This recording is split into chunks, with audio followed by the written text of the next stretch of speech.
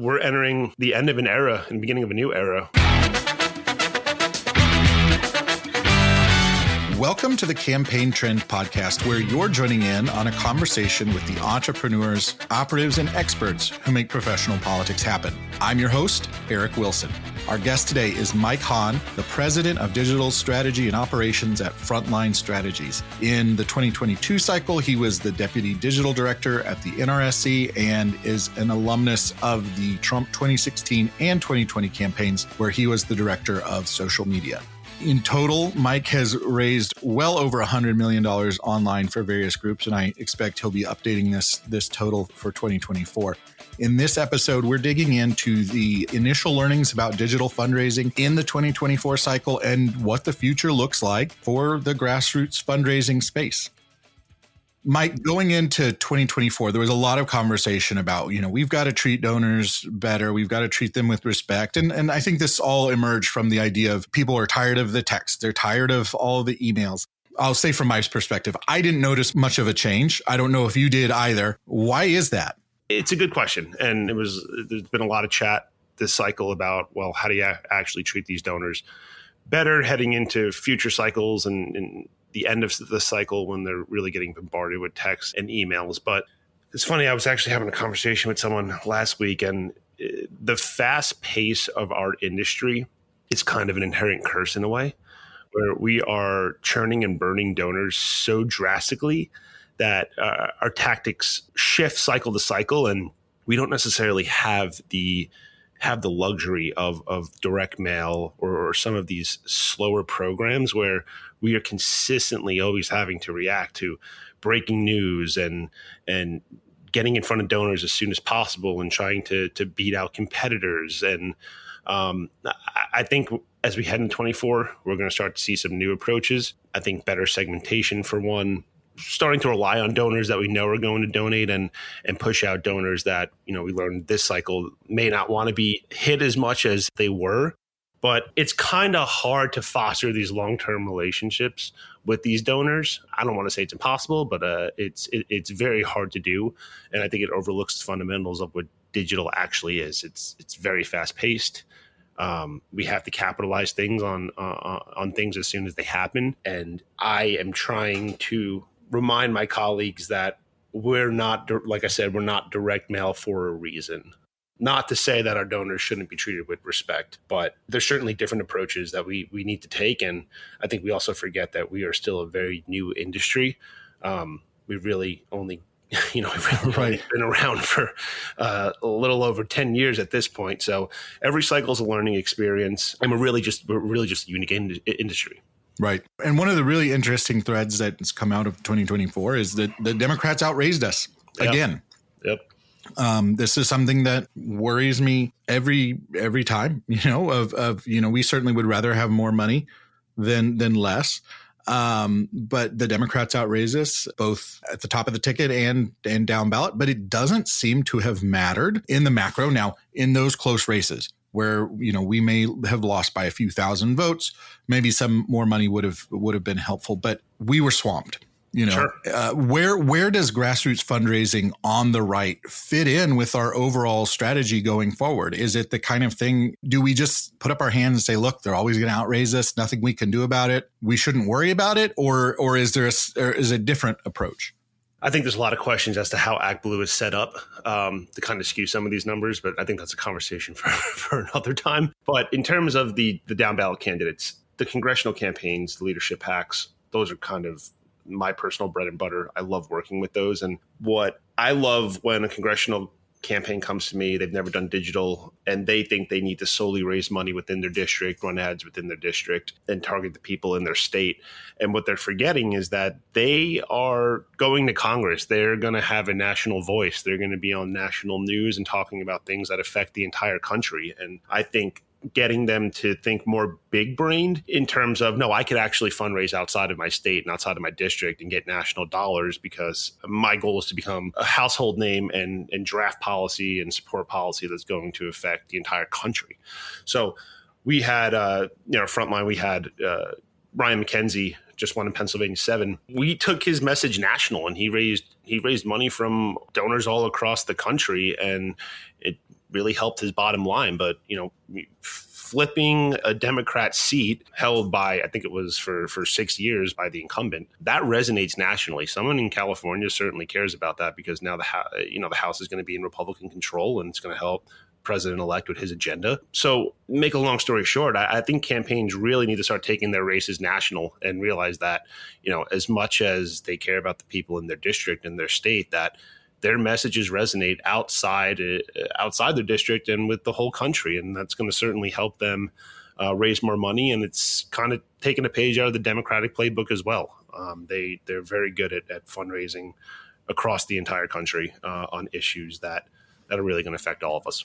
Yeah, and that goes to a point you were making earlier, which is, this is more of an evolution beyond direct mail. So the idea of direct mail is, you find who those Republicans are in your district that are willing to fund campaigns. You get their addresses and you send them letters. Digital fundraising sort of started out like that. Of okay, we're gonna do direct mail fundraising tactics online, and I think you're hitting on a point here, which is we are trying to reach a different type of donor. They're motivated by the strategy, by knowing who are those swing seats and how are we going to make the majority, and thinking about that.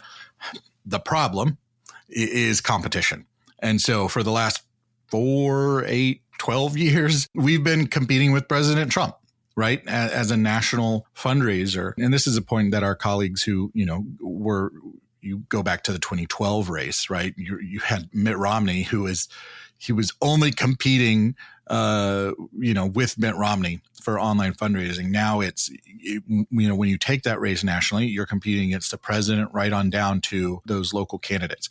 So with Trump, we don't know what he's going to do, but with Trump not being an active candidate, do you think that competition is going to make it easier, or will that make the competition easier for down ballot campaigns? $1 million question, right? So I, after 2016 and 2020, shameless plug to Brad Parscale and Gary Kobe, who were two of my mentors, they really transformed the digital landscape. And not only was President Trump competing with just himself on digital, but there were multiple down ballot races, PACs, C3s, C4s that came on scene. And then you had the creation of WinRed just prior to 2020, which really got everyone galvanized to start online fundraising. And it just became crazy, to say the least. And of course, the biggest vacuum in the space was the Trump campaign and operations regarding the president. And I don't want to say sucked up most of the money because they certainly earned it. They had fantastic tactics, but they were a very loud noise in a room of many people, if you want to put it that way. So what do I expect going forward? I think we have 4 years of continued Trump messaging with him in the White House. I'm sure the Save America Leadership PAC will certainly still be fundraising, although I don't think to the scale as the last 3 presidential campaigns were. I will certainly expect down ballot candidates to still echo Trump sentiment and fundraising tactics. But really, we're entering the end of an era and beginning of a new era where we are not going to really have to compete all that much with the Trump fundraising apparatus. And I certainly expect that to have a positive effect for the down ballot candidates, because for years, we've been able to train our data, segment our data, learn messaging, learn copywriting tactics that have really resonated well with these donors. And, if they're getting less text, less emails from the Trump campaign and more from down ballot races, and they're hitting the right messaging, then you're going to see a positive effect. So I'm really excited about what the Trump era ushered in for future races in the digital space. Yeah. And obviously the supply of solicitations from Trump to donate are going to go down. Sure. We don't know what that's going to do for demand. Are people still going to be engaged, or because Trump's won and, do they go away? And so that's a big question. What do you think happens to Trump's donors and his list? Do they stay engaged? Does the list stay active? Is it something that we're going to see relied upon for the midterms in 2026? I think talking to some of the folks over there, even though they're just a week out, I would be shocked if they didn't use that list to help out in the midterm fight, right? Like making sure we're delivering a Congress that is fully in Republican control for the president to finish out his last 2 years and get his agenda through. So I'd be shocked if they didn't use their data for that purpose. One of the good things, maybe bad things about the digital space is that there is a ton of overlap with the down ballot candidates and the Trump list. So these folks are going to continue to get texts. They're going to continue to get emails, whether they're on the Trump list or not. Basically, if you're on a congressional candidates list, you're on the Trump list, put it that way. And depending on the type of donor that you are, you're going to continue to see solicitations, and whether you give or not, you'll be segmented into the proper channels. But I wouldn't expect, if you've donated to the Trump campaign or if you've received a Trump email or text within the last 8 years, that you're going to see a slowdown from either the Trump side or down ballot candidates. All right. So no rest for the weary in that regard. Maybe the rest of the year, but starting in January, make sure your phone's charged. Got it. You're listening to the Campaign Trend Podcast. I'm speaking with Mike Hahn from Frontline Strategies about digital fundraising and what the Republicans' victory in 2024 means for that industry. So I want to shift our focus just a little bit, Mike, because obviously there were a trove of stories there at the end of the race about people getting bombarded with texts. I learned about an app last week. You pay them $10 a year and they'll stop all political text messages from getting to your iPhone. I think they should have done better marketing because they would have had more sales earlier in the year. Saturday Night Live made jokes about it. All of the late night shows made jokes about it. There were even some tragic stories about people losing life savings to fundraising because they're suffering from dementia and didn't remember that they donated. It sure seems like there's a momentum for something to happen. So what do you think we might see in terms of regulation around online fundraising? I think data privacy regulations are going to continue to be a thing. What does that look like? What sort of keeps you up at night? Yeah. First of all, for the stories about, people losing life savings, that is something that no one intends for. And I think I speak for all digital marketers and certainly speak for Frontline, that if we were given a massive suppression list to make sure, we never hit folks who were suffering from some type of illness, we would all apply that suppression list. That's the last thing we want. But to answer your question in terms of regulation, you've covered the Google disasters as of late with deliverability and what's obvious of bias towards the Republican side. So I don't think any of those challenges on the email side will let up anytime soon. Where I think we're going to start seeing some headaches pop up is going to be on texting. And I think we're already starting to see that with the new iOS 18 updates for iPhones, where folks are going to start to be able to basically create a spam folder for text, get a certain folder for unknown senders and a different folder for known senders. So I think that the phone companies are taking the first crack at it to see if that works for their consumers. We've seen the telephone companies start to implement the 10 DLC, this is the first real cycle where we've had to really abide by those rules. And it's certainly slowed things down for online fundraisers, and put a little more guardrails in place. I wouldn't be surprised if those regulations really tightened up a bit more. I don't think we'll see a clear distinction between peer-to-peer and application to person, A2P, anytime too soon, just because, Supreme Court rulings in the past. But it's really is going to come down to legislatures, and they have to make decisions on whether or not they're going to regulate this industry and define clear guidelines. There hasn't been any appetite from what I've seen for it to come from, the alphabet agencies, if you will. But it's certainly, put it this way, I don't think most people would be opposed to some type of regulation, because it is kind of like the Wild West right now, right? And we want to make sure we're following rules and that messages are being seen by folks that want to see them. And that also applies to the companies that are delivering these messages via email or via text. They should have to abide by rules as well and treat both sides fairly. Yeah, I think about this a lot and not sure what the right way forward is, because you start to get into some really tricky ground vis-a-vis the First Amendment when you limit what campaigns can say. So you say, oh, well, you're not allowed to do fake matches, or you're not allowed to do hyperbolic texting. Well, that's not going to hold up in court. And then if you say, oh, well, this is the sort of volume that you're allowed to do, that's not going to hold up. One of the areas that I'm thinking through and curious to hear your just initial reaction is if we take away some of the pressure on those grassroots donors and actually allow major donors more leeway to give to the candidate campaign. So I think the cap of $3,300 per election is way too low when you look at how expensive campaigns have gotten. And so what that has necessitated is, if you can't ask the more sophisticated donors for more money, you've got to go to less sophisticated donors. And looking at the options available, that sure seems like one route we could go. And all it takes is Congress to amend the Federal Elections Act. These campaigns certainly aren't going to fund themselves, right? So you bring up a good point too about folks that are high dollar donors tend to be a little more educated on the races that they're funding. They may know the candidate personally. They'll get invited to events, so on and so forth. One thing I've been a proponent of is the A to P texting, so more or less opting into a short code. I tend to think that those donors are very sophisticated. They know a good deal about the campaigns that they're donating to. They know that they're opted into a phone number. They know every time they receive a text from that phone number who it is, what the campaign is.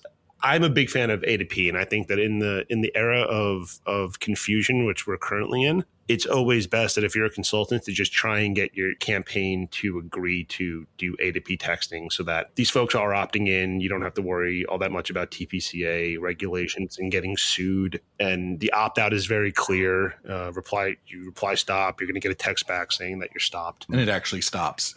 Correct. And I think there's a lot of gray area when it comes to peer-to-peer. If you're replying stop, does that actually mean you have to be stop texting that person for a different campaign or whatnot, right? Like if you reply stop to Eric Wilson's campaign, Mike Hahn's campaign could still text you. There's a lot of confusion around peer-to-peer. And I think that pushing candidates to A to P will certainly help clear up a lot of that confusion. Yeah, I think that's right. And especially if you look at some of the privacy regulation, in Europe, you have GDPR, basically can't do any sort of American style campaigning there as a result of that, because It's got that opt-in. I think we're going to start seeing more of that here in the United States, unfortunately. And so if campaigns want to be in a solid footing, it's got to start with that opt-in and getting people's permission. Which certainly would upend the prospecting industry. But I think peer-to-peer for prospecting is totally fine, because how else would you get these folks on your list, right? So kind of running two tracks. Yeah, there's some models on the left too where we're seeing them kind of pioneer almost like an opt-in prospecting that could be interesting. So obviously we've got some regulatory challenges that might face campaigns. What do campaigns need to be doing in terms of, clearly donors are saying, look, this is annoying. We don't like this. Are we going to start seeing some backlash from donors against campaigns, or is a victimless crime? I certainly think that giving the donor the option to reply stop at the end of the text message, it's good practice and eliminates headaches. But I can only talk to Frontline strategies here, which is we honor opt-outs. We are really good at segmenting data. Dave Haas, who founded Frontline, and Justin Kemp, who runs our data side, are very big on making sure we're not crossing any lines here. Because at the end of the day, if we don't have engaged donors, we don't have a business. So we're not in the industry of wanting to make these people upset. So obviously there's a market incentive there. If what we've been doing is, I think it's safe to say, diminishing in effectiveness, and we're starting to see some changes that are going to make it harder to keep doing that, what is the way forward with digital fundraising in this space? We touched on this a bit earlier, and it's that a lot of folks that are already in Congress or want to run for Congress that may have ran in the past have, over the last 10 years, amassed House files. And with those House files, those are folks that have previously donated to you. They're engaged donors. And you should really be putting a lot of stock into to the people on your House file, because they're also going to net you the most amount of dollars as well. You're not going to be paying the prospecting costs. Where I think as an industry we need to have a conversation is, if that new candidate who doesn't have any data whatsoever wants to join, how do we make sure they're doing the proper things? when they're reaching out to a donor for the first time. And I think a lot of that also comes down to content, making sure you're identifying who the candidate is, perhaps a little bio piece of where they're running and, they're running in so-and-so state and why someone in a totally different state would care about their race. I think it's introducing the candidate to folks. I'm totally against the gimmicky matching and memberships and stuff like that, because I think those give our industry a really bad name. I think they confuse donors, and in a lot of cases, they're just not real. And I think we really need to get away from the gimmicky stuff and really start focusing on real content so that we can actually cultivate relationships with these donors and they know who they're donating to, so that when they get continued texts and emails from these folks, they remember that they had given to them, or if they've at least seen an email or a text from them in the past.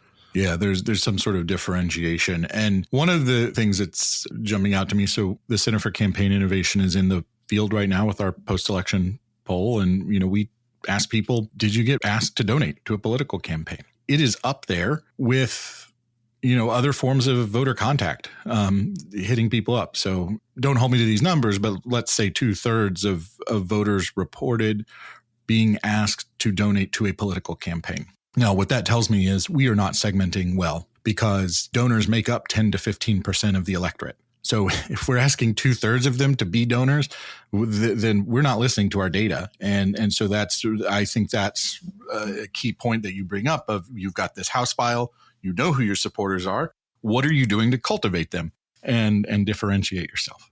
One of the things I love about Frontline when I came over here was that we have a data team that is just as big as our agency team and our prospecting team. And why is that important? Because we believe if we're, sending 1 million people a text or an email and only 100,000 people on that list actually care, we just wasted a ton of money going after 900,000 folks that don't care. And I think we see a lot of folks in our space. It's the equivalent of getting an Excel sheet, loading it up into some type of system and pressing send without any care in the world of who's on that list, just hoping that they generate enough dollars to cover the send cost. I think that's totally wrong way to think about it. We need to be reaching out to folks that we know are going to donate and not waste money reaching out to folks that we know are not going to donate. It's hurting not only businesses, but hurting campaigns. I mean, they're paying for a lot of these send costs as well. So it's malpractice, certainly on the part of certain vendors. Well, I think, when the incentives and the economics of it start to fall apart, you'll see people focus back in. I sort of liken it to the 0% interest rates. There were a lot of good ideas when money was free. And so we're going to, I think, return to some of the fundamentals. One of the really interesting outcomes or takeaways from the 2024 election was just the discussion about the role of influencers and how important it was that both sides engaged podcasters, content creators, things like that.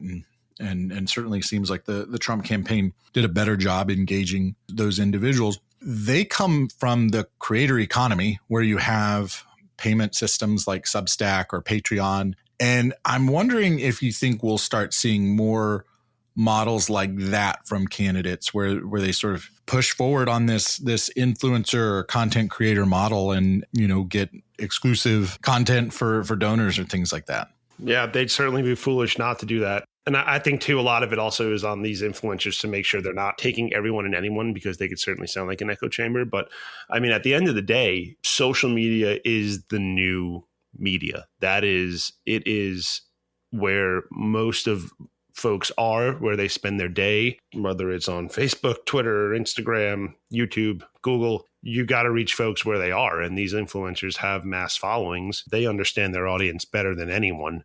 And if they're willing to take on the risk and support a political candidate and, make a few bucks off doing it, they're smart to do so. And these campaigns are smart as well for reaching out to them and tapping into audiences that they wouldn't be able to tap into anywhere else. So I certainly think it's going to be a very important medium going forward. I'm interested to see how it plays out in the midterms with some lesser known candidates, not exactly really presidential, but I mean, we saw how it worked for presidential.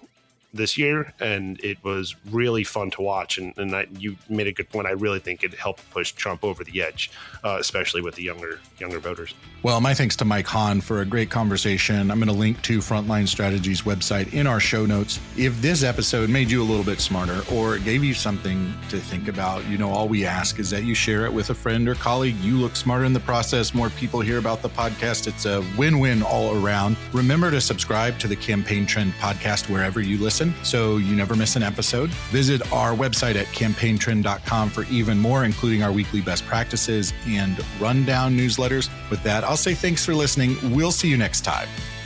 The Campaign Trend podcast is produced by Advocacy Content Kitchen, a media production studio.